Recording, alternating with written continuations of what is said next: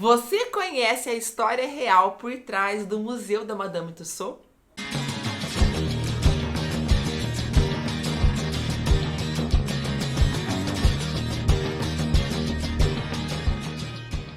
No vídeo de hoje nós vamos falar sobre a história da própria Madame Tussauds.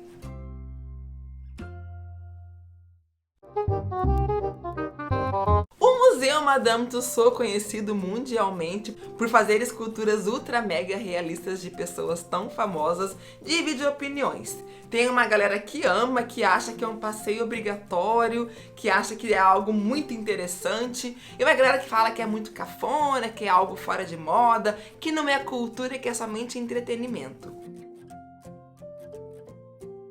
Mas a história por trás do museu e por trás da figura da Madame Tussauds é extremamente interessante, principalmente porque envolve uma técnica que é utilizada pela arte desde os primórdios, desde a pré-história. Mas que durante muito tempo fazer esculturas de cera era considerado um trabalho pequeno, um trabalho não artístico, porque a cera não era um material nobre. Então eles achavam que mulheres faziam um trabalho com a cera porque elas não teriam capacidade, vamos dizer assim, de trabalhar com uma matéria como a argila, ou até mesmo o bronze e o mármore. Madame Tussauds nasceu no século XVIII, em 1761. Era filha de uma governanta que trabalhava na casa de um anatomista chamado Philippe Curtius.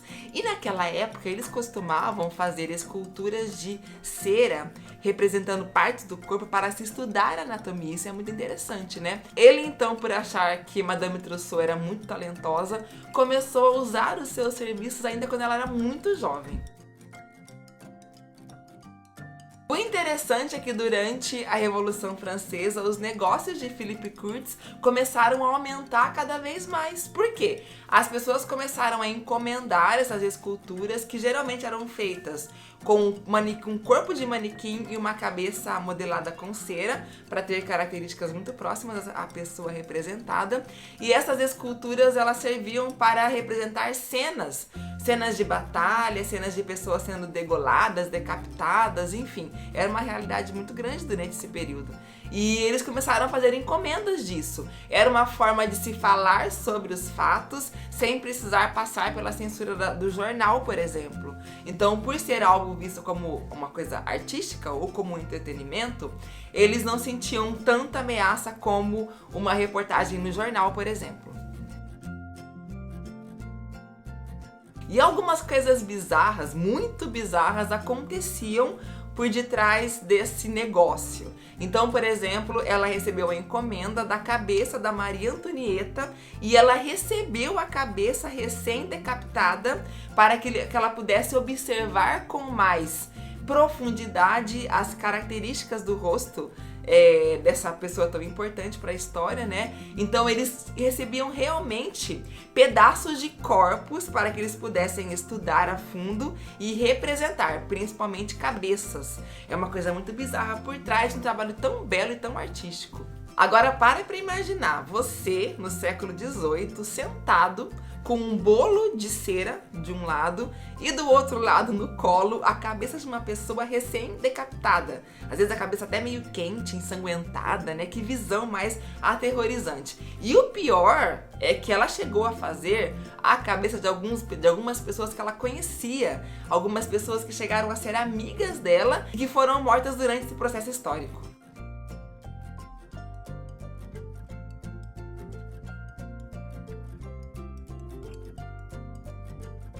Tem uma obra que representa Jean-Paul Marat morto na banheira. Ele foi realmente morto. A história nos narra que a Madame Tussauds, quando soube do acontecido, correu para a cena do crime e chegou nessa cena antes dos policiais. E dizem que enquanto ela estava lá fazendo, né, observando o rosto de Marat para reproduzir e tal, a pessoa que havia matado estava lá ainda e ela conseguiu chegar antes da polícia. O trabalho deles era um trabalho de profissional mesmo. Para esse trabalho, a pessoa precisaria saber lidar muito bem com situações grotescas. Madame Tussauds sentava-se, segundo escreveu em sua biografia, com cabeças ensanguentadas nos joelhos, reparando nas impressões de suas faces. O sucesso das esculturas não tinha a ver só com talento artístico, mas também com agilidade e capacidade de observar a situação política. Quem chegava primeiro fazia as máscaras importantes. Quando Charlotte Corday assassinou o revolucionário radical Jean-Paul Marat na própria banheira, Madame Tussauds chegou tão rápido à cena que a polícia ainda não havia levado o assassino embora quando ela começou a trabalhar na Máscara da Morte. No ano de 1794, Curtius morre e Madame Tussauds herda o negócio. No ano seguinte, ela se casa com François Tussauds e aí ela herda o nome que a deixou tão famosa, mas não durou muito tempo. Alguns anos depois, ela faz as malas, enche com cabeças de cera, pega seus filhos e vai embora para Londres em busca de fazer riqueza. Lá ela mantém um show itinerante por cerca de 3 décadas e se torna tão famosa nesse mundo dos negócios. Chegaram a afirmar algumas vezes que ela tinha um time para negócios, ela fazia propaganda, tinha todo um esquema de publicidade para divulgar esses shows pelas cidades que ela ia. Em 1830, Madame Tussauds fixa seu negócio na tão famosa rua Baker Street. E com 74 anos, ela ainda fazia questão de estar na frente da galeria, cumprimentando todos os visitantes.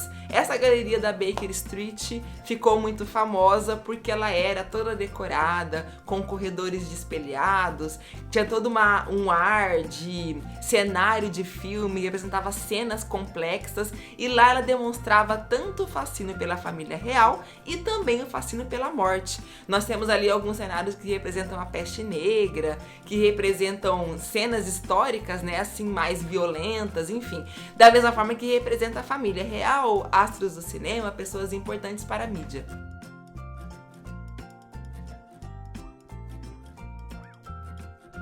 Madame Tussauds então morre em 1850, deixando um legado muito grande, diversos outros funcionários que têm uma técnica tão apurada quanto a dela, e o Museu de Cera se tornou um dos entretenimentos mais populares nas cidades onde se encontra essa galeria, como Londres, por exemplo. Inclusive, na filial de Londres, você pode encontrar esculturas feitas pela própria Madame Tussauds.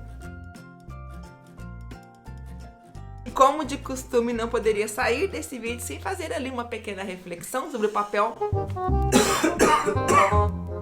Como de costume, não poderia sair desse vídeo sem fazer uma pequena reflexão agora sobre o papel da mulher, da artista mulher dentro da história da arte. Até hoje, a história e a importância da Madame Tussauds para a história da arte é negligenciada de alguma forma por ser um trabalho ligado mais ao entretenimento do que à cultura e à arte. Porque durante muito tempo, trabalhar com cera era visto como um trabalho menor e inferior por conta da falta de nobreza do material. E também porque grande parte das pessoas que trabalhavam com cera eram mulheres. Então nós temos ainda hoje, século XXI, uma dificuldade muito grande histórica, social, em se admitir que as mulheres são tão capazes quanto os homens de criar arte e que ela deve ser valorizada assim como os homens também são valorizados dentro desse universo tão maravilhoso. Muito bem, espero que você tenha gostado. Se você gostou, deixa o like, se inscreva no canal e compartilhe nas redes sociais. Isso ajuda muito a divulgar o nosso trabalho. Um grande beijo, fiquem com Deus, até o próximo vídeo.